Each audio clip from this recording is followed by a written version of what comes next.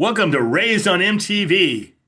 I'm your co-host Monty Griffin. Welcome to a Gen Xer's Guide to Pulp Culture, hosted by two guys who were raised on MTV, VHS tapes, and most importantly, scrambled porn. And with me today is my co-host, the Davy Jones of the 1980s or 90s or 60s. Looking for Eric Swaney. How are you, sir? Hey, we're the monkeys. People say we monkey around, Monty. Yes. We're too Okay. busy singing. Are we talking about the monkeys today? Oh, I don't know. Maybe you're talking about Davy Jones' locker. Yes, I was talking We about just Davy don't know. Jones' We could be Locker. talking. We could be talking about the Pirates of the Caribbean franchise. Is that the second one or third one? Davy I don't. Jones. I can't remember. I almost walked out of the third one. It was so bad.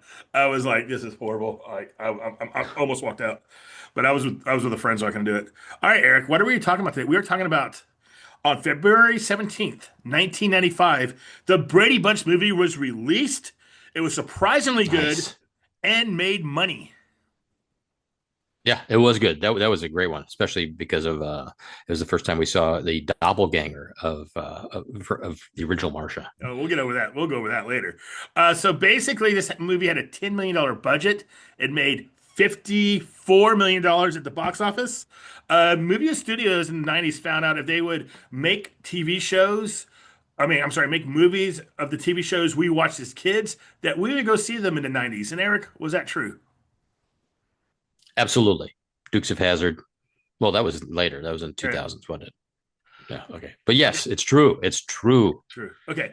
The fad started, I remember, with 1991, The Addams Family, which was a hit, spawned a sequel, and most importantly, a hit song by MC Hammer. Oh, MC Hammer. Oh, Yeah. And then followed up in 1993, there were two TV shows that they turned into movies. The first one was Harrison Ford's The Fugitive, yes. The Fugatavi the Fugitabe. in Japan. Yes. And this one made a lot of money. Spawned a sequel, albeit without Harrison Ford, American Marshals. Unfortunately, no hit song for MC Hammer, It wasn't. It was U.S. Marshals. US Marshals. Sorry, I never saw That's that. okay. American Marshals. I started thinking about that Andy Taylor song from American from the gymnastics movie again. Oh, that's right. Yes, U.S. Marshals. And Yeah. Eric, there's another movie that came out in 1993 that was from a TV show. It made money, but it didn't spawn a sequel. Do you remember what it was? It Was was it? it Was was it on something with? CB, it was on CBS along with Green Acres and Petticoat Junction. Oh, was it Matlock? Close, No, close. it wasn't the Andy Griffith Show. No, the What was Beverly it? Hillbillies. Oh, the Beverly Hillbillies. That's right. I forgot about that movie. Yes. Wasn't that guy from what's his name from the Drew Carey show in that when he Yeah, started yeah. out? Dietrich Bader, Yeah. the guy from Office Space. What would you do with $1 million? Yes. Dietrich Bader. Two girls at the same time. Dude, yeah, yeah. Office Space. Oh my Okay. gosh. So now it was a perfect Tangents. time for them to release the Brady Bunch movie. The original series, The Brady Bunch, was must-see TV for us kids in the 70s and 80s. Every day before you would start your homework, you had to watch The Brady Bunch, even though you've seen every episode 14,000 times. Yes. And at one point, the Brady Bunch was starting to lose some momentum. They had to show the Brady Brides that didn't make it. And then they had the very Brady Christmas that actually got, the property, hot again. And then they messed it up because they made that series in 1990, The Brady's. Was that a comedy, Eric? It was meant to be, I think. It was kind of like a Define comedy yeah, it with was that one. it was not it did not work. Yeah. It was canceled like maybe after five or six episodes, and the Brady's were kind of down again. But in Yeah. 1992, Sherwood Schwartz sold the rights to the movie to Paramount Pictures, and they were going to do this. Original script was this. It was going to do that movie Desperate Hours with Mickey Rourke, where he Yes. takes a family hostage. So it's going to Anthony be Hopkins. Yeah. yeah, it's going to be Desperate Hours mixed with the Brady Bunch. So there's a hostage situation, and they take the Brady's hostage.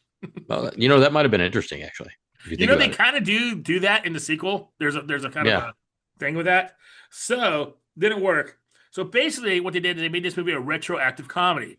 The Brady's are still stuck in the 70s, but every place else it is 1995.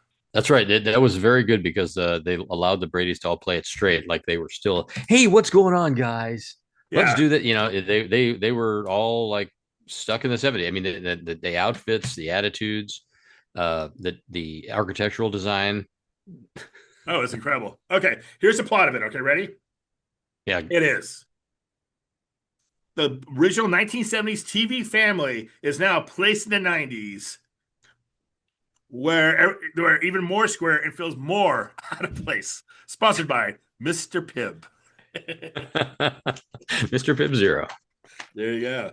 All also from right. the 90s. So what they do with this is kind of fun. Basically, the whole story is their neighbor tries to convince the whole block to sell their houses for a shopping mall, but the Bradys refuse. Right. And Of then, course they refused because why yes, would they leave their ancestral home, as it were? yes, and chaos ensues. So if the Bradys are in the 90s, they're going to be maybe carjacked. Marsha's going to try modeling, doesn't go well. And I don't know. There's references like the Brady's. Sorry, they say Marsha Brady, and someone says, "Man, those Brady girls are harder to get in than a Pearl Jam concert." But also some great musical numbers. Yes, and then they resurrect some of the old plots, like Marsha getting her nose broken by football, Peter's Mhm. voice changing, Greg Brady trying to be a singer, Bobby Brady being a monitor. All put that in the movie, and then somehow it works. How does this work, Eric? What do you mean? Well, you forgot also about the sexual tension between Marsha and Greg. Oh, that was Greg. Yes, Marsha. Yeah. Yes. But it all works because Mr. Brady keeps the family together with his strong commitment to family and to his one thing that he can draw, and that's his house. Agreed. Agreed. The reason this other reason this movie works is they got the casting right on three characters. Three characters. They got it right on Gary Cole, who I hadn't seen before, or maybe I don't remember. He basically is Mr. Brady. Yeah. He nails it. It's just like it's like a doppelganger. He delivers the lines just like he would do it. He's all I don't think I can say it better, but let me try. It's Yeah. just this guy is incredible. All right, Eric, do you know this? What 1980s drama was he in the finals for? Ooh, an 80s drama? Cop drama. Hmm. Dallas. Cop drama. Oh, cop drama. Oh, Miami Vice. Yes, he's in the finals from Miami Vice. Wow. To play Sonny? Yeah, Crockett. Yeah. I don't. I think he's good, but it's got to be Don Johnson. Don Johnson's That kind of would that would have been a completely different show. yeah, yeah. Gary Cole was awesome. He was on some show, I think, the Night Caller. That's how he got kind of known. But this Brady Bunch role and his role in Office Space puts that guy from a character actor you may know to. Oh yeah, that's Gary Cole. I'm in for this movie. And he finally got his cop show with NCIS. Yes, there you go. He ended up winning anyways. Yes. The other good casting is from another TV show. Shelley Long plays Mrs. Brady, and she is awesome. Yeah. Straight from Cheers. She's perfect. Yeah, Perfect for that just role. pitch perfect. She knows how to act in TV sitcoms. She's just really, really good. And all the kids are good, but one of the actors stood out more than the other ones. And actually, as Eric said before the show, is the doppelganger of the character she plays. Yeah. I mean, my gosh. And then she married Ben Stiller. Yes, Christine Taylor. Hmm.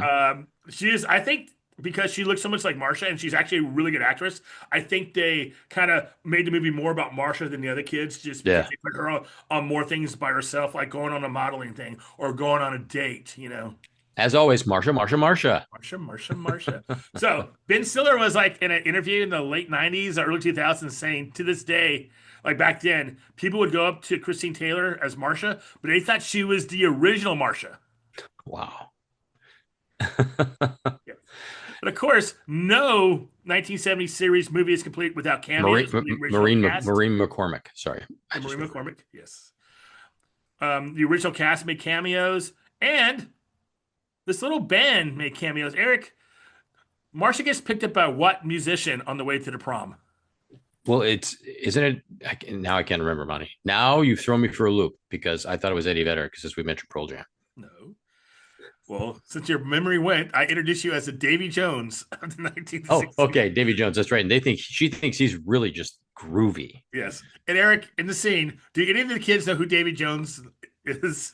No, nobody knows who DaveyJones is. No, no. Some people know who. Some people start dancing to Davy Jones. To the Who? monkeys?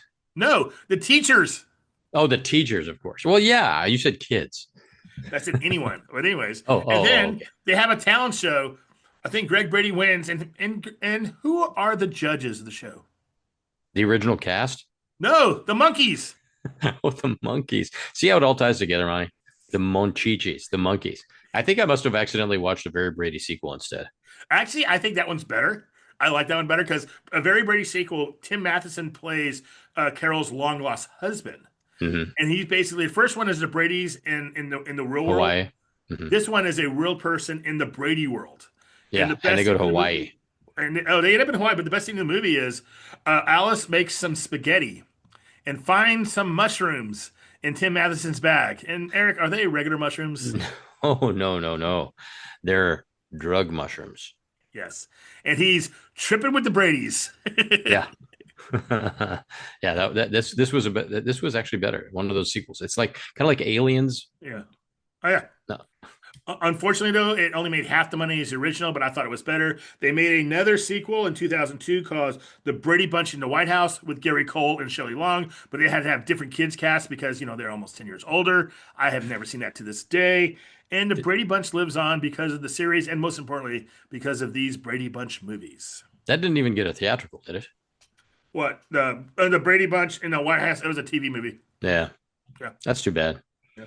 Oh, well. Anything else you want to say about the Brady Bunch? Yeah, I want to say that Marcia and the original Maureen McCormick, thank you both for being there for us when we were kids and for being there for us when we were adults. Also, I want to thank Marie McCormick for Skate Town, USA. Oh, nice. Skate Town, USA. Which I remember more about the movie than she does because everyone on the cast was so coked out, and I saw the movie as a kid, so I know more about that movie than she does. Yeah, you do. Wow. That's interesting. Okay, Skate Town, USA. All right, Eric, anything else you want to say? No, I want to say, you know what? I think everyone needs to watch this movie. Anyone who's ever watched the Brady Bunch TV series, watch the Brady Bunch movie and watch a Very Brady sequel, because you'll be blown away if you haven't seen it yet. That's one of those that a lot of people say, I never saw that. When did that come out? So thanks. Definitely go watch that. And we'll see you next time on Raised on MTV. Brady Bunch theme song, take us out. Here's the story.